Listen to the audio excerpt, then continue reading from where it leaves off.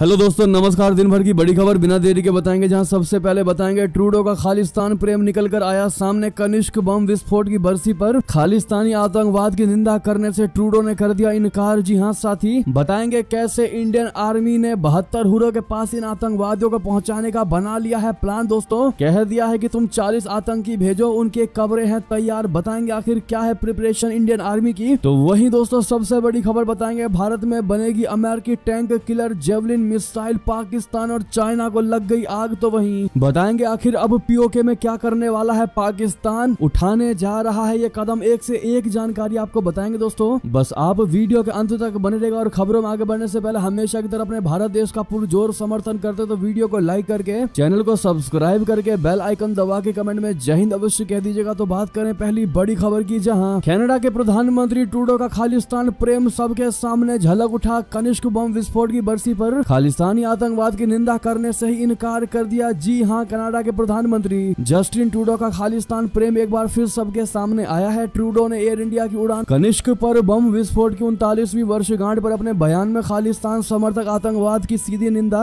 करने या उसका उल्लेख करने से परहेज किया। इसे कनाडा के इतिहास में सबसे घातक बम विस्फोट में से एक माना जाता है। एयर इंडियन बम विस्फोट के पीड़ितों को याद करते हुए कनाडाई प्रधानमंत्री ने कहा कि उनका देश आतंकवाद और हिंसा चरमपंथ का मुकाबला करने में अपनी भूमिका निभा रहा है। उन्होंने दावा किया कि यह हमला आतंकवाद द्वारा जारी संवेदनहीन हिंसा और आतंकवाद की आसमान रूप से निंदा करने की साझा जिम्मेदारी की याद दिलाता है। तो वहीं भारत ने कनाडा पर आतंकवाद के महिमा मंडन का भी आरोप लगाया। कनाडा में भारत के शीर्ष राजनयिक संजय कुमार वर्मा ने कनिष्क हादसे की 39वीं बरसी को चिन्हित करने के लिए ओटावा में एक कार्यक्रम का नेतृत्व किया। इसमें पीड़ितों के परिवार, कनाडाई अधिकारी और भारतीय प्रवासी सदस्य समारोह में शामिल हुए। ऐसे में दोस्तों बहुत सी बातें जस्टिन ट्रूडो ने कही, लेकिन एक बार भी उन्होंने ये नहीं कहा कि इन कनिष्क बम विस्फोट के खालिस्तानी आतंकवादियों को सजा जरूर मिलेगी। यानी कि दोस्तों उन्होंने पूरे तरीके से खालिस्तानियों को कुछ भी कहने से परहेज किया। उन्होंने दिखा दिया कि कितना ज्यादा प्रेम है खालिस्तानियों के प्रति ट्रूडो को। इस पर दोस्तों आपकी क्या निजी राय होगी। तो वहीं बात करें अगली खबर की, जहां तुम 40 आतंकी भेजो, कब्रें उनकी तैयार है पाकिस्तान। जी हां, 72 हुरों के पास भेजने का ऐसा है इंडियन आर्मी का नया प्लान। आपको बता दें, इस वक्त कश्मीर में देश के 40 दुश्मन एक्टिव हैं। आतंकी हमलों को लगातार अंजाम देने की फिराक में कभी छिपे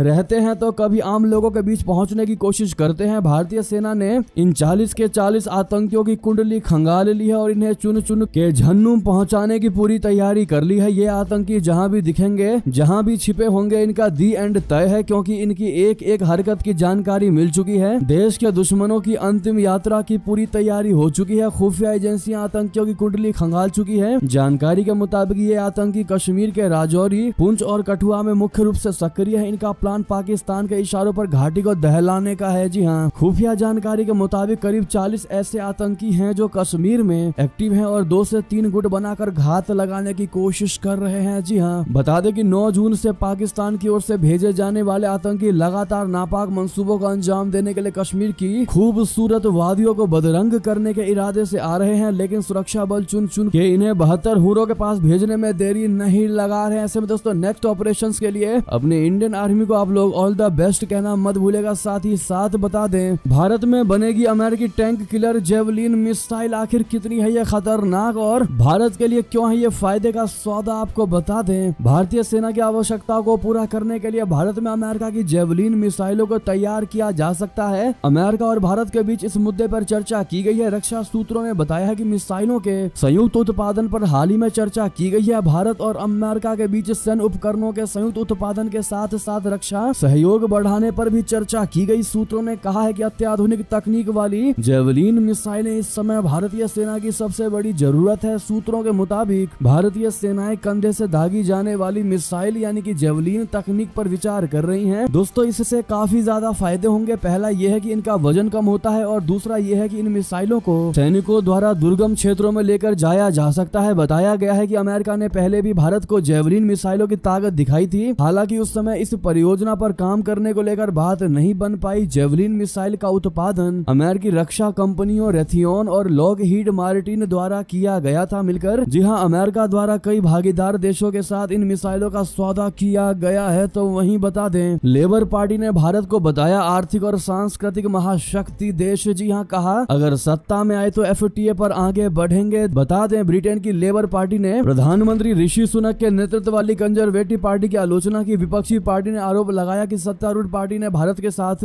संबंधों पर आवश्यकता से कुछ ज्यादा वादा कर दिया लेकिन पूरा नहीं किया। लेबर पार्टी ने घोषणा किया है कि वो अगर 4 जुलाई को होने वाले आम चुनाव जीत जाती है तो वो मुक्त व्यापार समझौता बोले तो FTA करने के लिए तैयार है। जी हाँ, लेबर पार्टी के छाया विदेश मंत्री डेविड लेमी ने इंडिया ग्लोबल फोरम को संबोधित किया। इस दौरान उन्होंने कहा कि वो अपने मित्र जयशंकर जी के साथ साझेदारी की एक छत नहीं बल्कि एक मंजिल बनाने की महत्वाकांक्षा रखते हैं। भारत और ब्रिटेन ने अनुमानित 38.1 अरब पाउंड प्रति वर्ष व्यापार संबंध बढ़ाने के लिए FTA वार्ता के 13 दौरे पूरे कर लिए हैं। दोनों देशों में चुनाव के बीच फिलहाल बातचीत रुकी हुई है। लेमी ने कहा कई दिवाली बिना व्यापार सौदे के आई और चली गई, बहुत से व्यवसायों को इंतजार पर छोड़ दिया गया है। पूर्व प्रधानमंत्री बोरिस जॉनसन ने 2022 की दिवाली तक की समय सीमा के अंदर व्यापार समझौता पूरा करने की बात कही थी। ऐसे में दोस्तों हमारा आपसे सवाल यही है कि क्या फिर से यूनाइटेड किंगडम में सुनक की सरकार बनेगी या फिर अन्य की कमेंट में लिखकर जरूर बताएगा दोस्तों। तो वहीं आपको बता दें POK से बलूचिस्तान तक पाकिस्तान की सरकार चलाएगी मिलिट्री ऑपरेशन। चीन की धमकी के बाद शहबाज सरकार ने दे दी मंजूरी। बता दें आखिर क्या है फ्रंटियर कॉन्स्टेबुलरी जिसे POK में उतारने वाली है पाकिस्तान की शहबाज सरकार। बता दे पाकिस्तान की संघीय सरकार ने पाकिस्तान के कब्जे वाले कश्मीर में अर्धसैनिक बल बोले तो फ्रंटियर कॉन्स्टेबुलरी की तैनाती को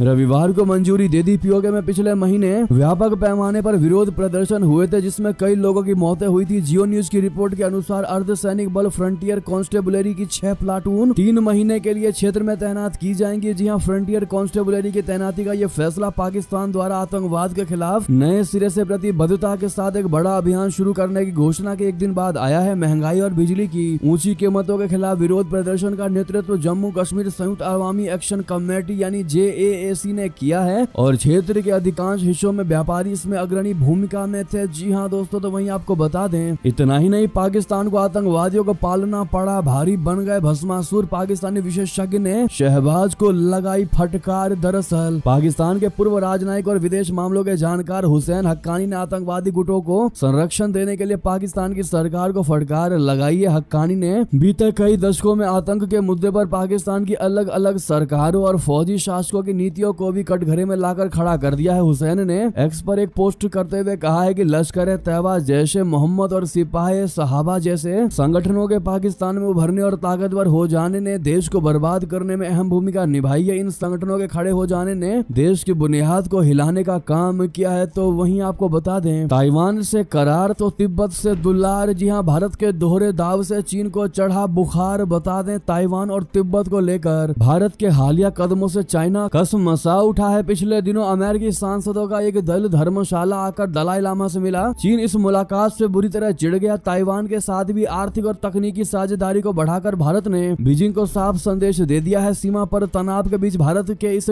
डबल टी वाले गेम ने ड्रैगन को भौचक्का कर दिया है। जी हाँ, प्रधानमंत्री नरेंद्र मोदी ने पिछले दिनों अमेरिकी सांसदों से मुलाकात की थी। अमेरिकी सांसदों का एक प्रतिनिधिमंडल धर्मशाला आकर दलाई लामा से मिला था। उस दल में अमेरिकी कांग्रेस की विदेश मामलों की समिति के प्रमुख माइकल मैककाल और पूर्व स्पीकर नैन्सी पेलोसी भी शामिल थी। विदेश मंत्री डॉक्टर जयशंकर जी ने भी इस अमेरिकी दल से मुलाकात की। ध्यान रहे कि तिब्बत की निर्वासित सरकार धर्मशाला से चलती है। जी हाँ, चीन को अमेरिकी सांसदों का धर्मशाला दौरा बिल्कुल नहीं भाया, यानी हिमाचल प्रदेश के धर्मशाला का दौरा बिल्कुल नहीं भाया। उसने अमेरिका से कहा कि वो दलाई समूह के चीन विरोधी अलगाववादी रवैयों को पूरी तरह मान्यता दे। चीन ने कहा कि अमेरिका ने तिब्बत को लेकर उससे जो वादे किए हैं उसे ध्यान रखे और दुनिया को गलत संदेश न दे। जी हाँ, तो वहीं दोस्तों भारत ने ताइवान के साथ तकनीकी क्षेत्र खासतौर से सेमीकंडक्टर इंडस्ट्री में साझेदारी मजबूत की है। Power chip semiconductor manufacturing corporation यानी PSMC और फॉक्सकॉन जैसी ताइवानी कंपनियां भारत में विस्तार कर रही हैं। यानी कि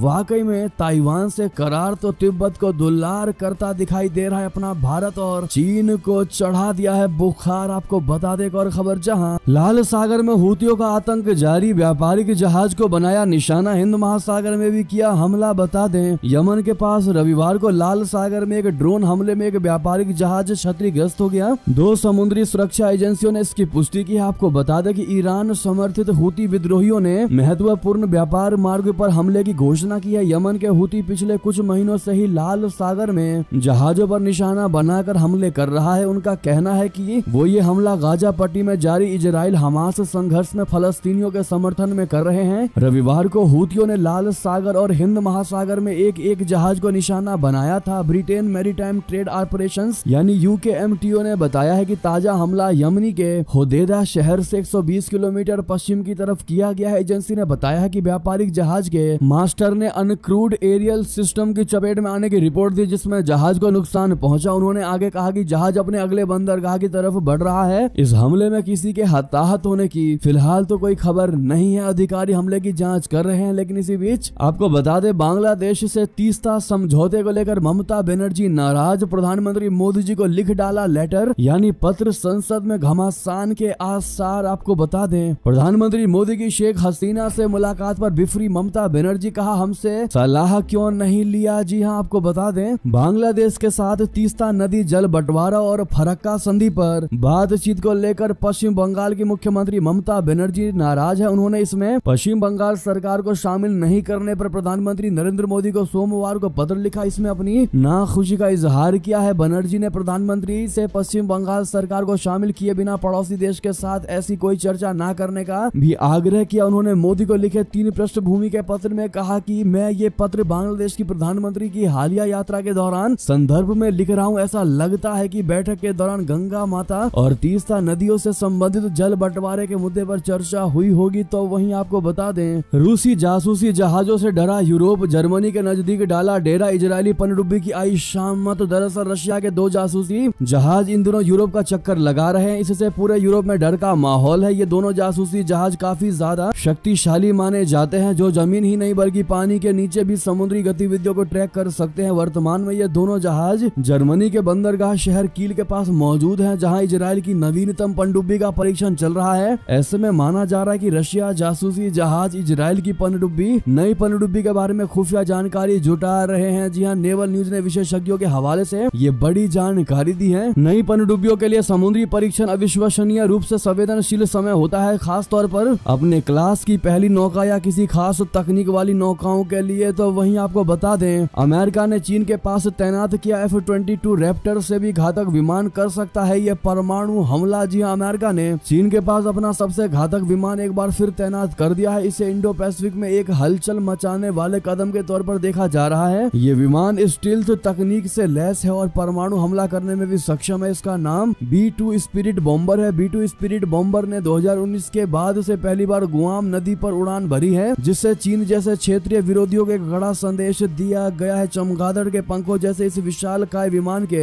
एक यूनिट की कीमत 95,000 से भी ज्यादा यानी कि एक्यूरेट की बात करें तो 96,058 करोड़ रुपए है। इसी से अंदाजा लगाया जा सकता है कि ये कोई साधारण विमान नहीं है। B-2 स्पिरिट बॉम्बर को अमेरिकी एरोस्पेस इंजीनियरिंग का नायाब नमूना माना जा रहा है। हालांकि साथ ही साथ आपको बता दें, पाकिस्तान का कबूलनामा हमारे यहाँ अल्पसंख्यकों को उत्पीड़न दिया जाता है। जी हाँ, कहा हमारे यहाँ अल्पसंख्यकों का हो रहा है उत्पीड़न, दुनिया भर में हमारी बदनामी। जी हाँ, पाकिस्तान में आए दिन इस निंदा के नाम पर हिंदू, अहमदिया या ईसाई समुदाय के किसी व्यक्ति की मॉब लिंचिंग की खबरें आती ही हैं। अब पाकिस्तान के विदेश मंत्री ख्वाजा आसिफ ने भी स्वीकार किया है कि वहाँ अल्पसंख्यक सुरक्षित नहीं है। ख्वाजा आसिफ ने नेशनल असेंबली में बोलते हुए माना कि हमारे यहाँ मजहब के नाम पर अल्पसंख्यकों का उत्पीड़न हो रहा है। ये चिंता की बात है। ख्वाजा आसिफ ने कहा कि हर दिन अल्पसंख्यकों का कत्ल होता है। इस्लाम की छाया में वे सुरक्षित नहीं महसूस कर रहे हैं। मैं उनकी चिंताओं को दूर करना चाहता हूं, लेकिन विपक्ष अड़ंगे लगाता है। पाकिस्तान की दुनिया भर में बदनामी हो रही है, ये कहना है दोस्तों पाकिस्तान के विदेश मंत्री ख्वाजा आसिफ का। तो वहीं उन्होंने कहा कि संविधान की ओर से संरक्षण दिए जाने के बाद भी इस्लाम से ही जुड़े छोटे पंथों के अलावा दूसरे मजहबों के लोग भी सुरक्षित नहीं है। उन्होंने कहा कि नेशनल असेंबली को अल्पसंख्यकों की सुरक्षा को लेकर एक प्रस्ताव पारित करना चाहिए। वहीं आपको बता दें, रशिया उत्तर कोरिया के बीच रक्षा समझौते से बौखलाया क्या चाइना? अमेरिका ने तीनों देशों के बीच तनाव बढ़ने की जताई आशंका। जी हां, अमेरिका के शीर्ष सैन्य अधिकारी ने रशिया और उत्तर कोरिया के बीच रक्षा समझौतों पर प्रतिक्रिया दी है। जी हां, उन्होंने बताया कि दोनों देशों के बीच इस समझौते से चाइना के साथ टकराव होने की संभावना है। वायुसेना जनरल CQ ब्राउन ने कहा कि उत्तर कोरिया के साथ रक्षा समझौते के बाद रशिया और चाइना के बीच तनाव बढ़ सकता है। CQ ब्राउन ने मीडिया से बात करते हुए कहा कि हमें कोई मिल गया है जो हस्तक्षेप कर रहा है। ये रशिया और चाइना के बीच तनाव बढ़ा सकता है, इसीलिए यह देखना दिलचस्प होगा कि तीनों देश इससे कैसे निपटते हैं। तो वहीं आपको बता दें, दक्षिण कोरिया में बैटरी फैक्ट्री में भीषण विस्फोट से अब तक 18 चीनी नागरिकों समेत कुल 22 लोगों की मौत की बड़ी जानकारी निकलकर सामने आई है। दोस्तों, दक्षिण कोरिया के लिथियम बैटरी फैक्ट्री में लगी भीषण आग में 22 लोगों की मौत हो गई गई है। मरने वालों में 18 चीनी नागरिक शामिल है। दक्षिण कोरियाई फायर डिपार्टमेंट ने सोमवार को बताया कि यह देश में पिछले कई सालों में हुई सबसे बड़ी फैक्ट्री आपदाओं में से एक है। यह विस्फोट तब हुआ जब फैक्ट्री में 100 से ज्यादा लोग काम कर रहे थे। इस दौरान कर्मचारियों ने दूसरी मंजिल पर कई धमाकों की आवाज सुनी। इस मंजिल पर लिथियम आयन बैटरियों की जांच और पैकेजिंग की जा रही थी। जी हाँ, तो वहीं आपको बता दें, टेक्सास यानी अमेरिका के टेक्सास के स्टोर में डकैती के दौरान भारतीय नागरिक की गोली मारकर हत्या कर दी गई। 8 महीने पहले ही ये आया था अमेरिका। जी हाँ, अमेरिका में टेक्सास के एक स्टोर में डकैती के दौरान एक 32 वर्षीय भारतीय की गोली मारकर हत्या कर दी गई। ये घटना अंतर्राष्ट्रीय योग दिवस यानी कि 21 जून को प्लेजेंट ग्रोव डलास के गैस स्टेशन सुविधा स्टोर पर घटी। महावाणिज्य दूत डीसी मंजुनाथ ने इस घटना की पुष्टि किया। मृतक की पहचान दसारी गोपी कृष्ण के तौर पर की गई है, जो आंध्र प्रदेश का रहने वाला था। वो 8 महीने पहले ही अमेरिका आया था। गोपी कृष्ण के परिवार के प्रति संवेदना व्यक्त करते हुए मंजुनाथ ने कहा कि भारतीय नागरिक दसारी गोपी कृष्ण के निधन के बारे में जानकर दुख हुआ। प्लेजेंट ग्रोव में एक डकैती के दौरान उन्हें गोली मार दी गई थी। हम उनके स्थानीय परिवार के सदस्यों के संपर्क में है। तो वहीं आपको बता दें, विदेश मंत्रालय ने 2023 में प्रदान की 1 करोड़ 65 लाख पासपोर्ट संबंधित सेवाएं। जयशंकर जी ने की अधिकारियों की जमकर तारीफ। जी हाँ, विदेश मंत्रालय यानी MEA ने 2023 में नागरिकों को 1 करोड़ 65 लाख पासपोर्ट संबंधित सेवाएं प्रदान की हैं। इसमें करीब 15% की वार्षिक वृद्धि दर्ज की गई है। विदेश मंत्री जयशंकर जी ने पासपोर्ट से जुड़ी प्रभावी सेवाओं के लिए कर्मियों की सराहना करते हुए सोमवार को यह बात कही। तो वहीं आपको बता दें, राष्ट्रपति द्रौपदी मुर्मू ने प्रधानमंत्री नरेंद्र मोदी जी और केंद्रीय मंत्रियों को दिया भोज। आखिर कौन कौन हुआ शामिल, बता दें। राष्ट्रपति द्रौपदी मुर्मू ने सोमवार को राष्ट्रपति भवन में प्रधानमंत्री नरेंद्र मोदी और केंद्रीय मंत्रियों के लिए रात्रि भोज का आयोजन किया। एक्स पर की गई पोस्ट में बताया गया कि राष्ट्रपति द्रौपदी मुर्मू ने प्रधानमंत्री नरेंद्र मोदी के नेतृत्व में केंद्रीय मंत्री परिषद के सम्मान में राष्ट्रपति भवन में रात्रि भोज का आयोजन किया है। रात्रि भोज में उपराष्ट्रपति जगदीप धनखड़ और उनकी पत्नी भी शामिल हुई। इस दौरान PM मोदी जी भी मौजूद रहे। इससे एक दिन पहले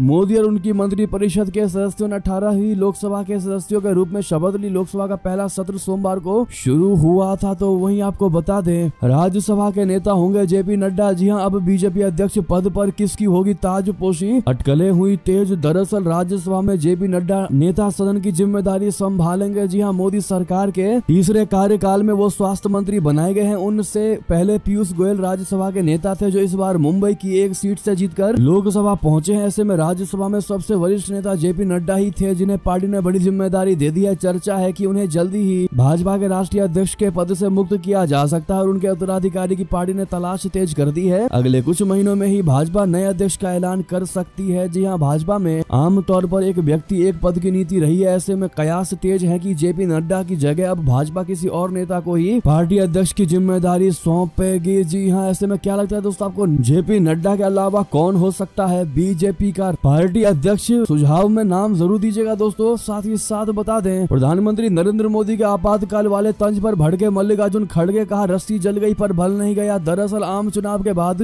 आयोजित संसद सत्र के पहले दिन आपातकाल बनाम अघोषित आपातकाल की चर्चा छिड़ी रही। प्रधानमंत्री नरेंद्र मोदी ने सदन में जाते हुए मीडिया से बातचीत में 1975 में पूर्व PM इंदिरा गांधी की ओर से लगाए गए आपातकाल का जिक्र किया था। उन्होंने कहा था कि 50 साल पहले देश के लोकतंत्र पर कलंक लगा था, जिसे हमें मिटाना है। इसके अलावा संकल्प लेना है कि अब कभी भी देश के साथ वैसी हरकत नहीं हो सकेगी। इस पर कांग्रेस अध्यक्ष मल्लिकार्जुन खड़गे ने उनको जवाब दिया है। खड़गे ने कहा कि प्रधानमंत्री ने 50 साल पहले के आपातकाल का जिक्र किया, लेकिन पिछले 10 वर्षों के उस अघोषित आपातकाल को भूल गए, जिसका जनता ने इस लोकसभा चुनाव में अंत कर दिया है। यानी कि एक तरीके से विपक्ष दोस्तों हमलावर होता नजर आया है मोदी सरकार पर। इस पर आपकी क्या राय है? साथ ही साथ आपको बता दें, आज NDA करेगा लोकसभा स्पीकर पद के उम्मीदवार का ऐलान। 26 जून को होना है चुनाव। जी हाँ, संसद के निचले सदन लोकसभा के नए अध्यक्ष की नियुक्ति को लेकर सियासी उठापटक जारी है। इसमें उम्मीदवारों के बीच दमदार मुकाबला देखने को मिल सकता है। 26 जून को निर्धारित अध्यक्ष चुनाव से एक दिन पहले मंगलवार को इस पद के लिए यानी आज NDA अपने उम्मीदवार के नाम का ऐलान कर सकता है। कैंडिडेट को मंगलवार दोपहर 12 बजे तक नामांकन पत्र दाखिल करना ही होगा। तो वहीं आपको बता दें, गरीबों के लिए 25 लाख घर बनाएगी तेलंगाना सरकार। केंद्रीय आवास मंत्री मनोहर लाल खट्टर से मिले CM रेवंत रेड्डी। जी हाँ, मुख्यमंत्री रेवंत रेड्डी ने केंद्रीय आवास और शहरी मामलों के मंत्री मनोहर लाल खट्टर से वित्तीय वर्ष 2024-25 में BLC यानी लाभार्थी LED निर्माण मॉडल के तहत तेलंगाना के लिए 2,70,000 घरों को मंजूरी देने की अपील की है। मुख्यमंत्री ने केंद्रीय मंत्री को बताया कि राज्य सरकार ने गरीबों के लिए उनकी बस्तियों में